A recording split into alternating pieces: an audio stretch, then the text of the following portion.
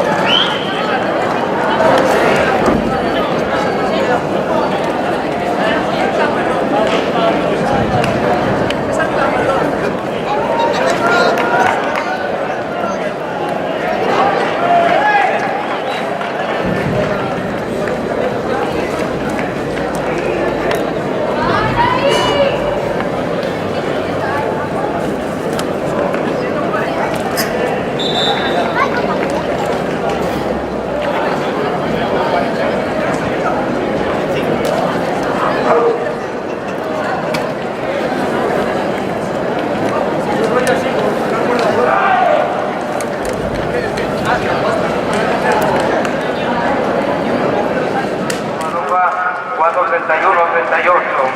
Octavo, Darío Lanza Tomás, Microbia Viciosa 473-06. Noveno, Daniel García Urrueva. La clasificación provisional la encabeza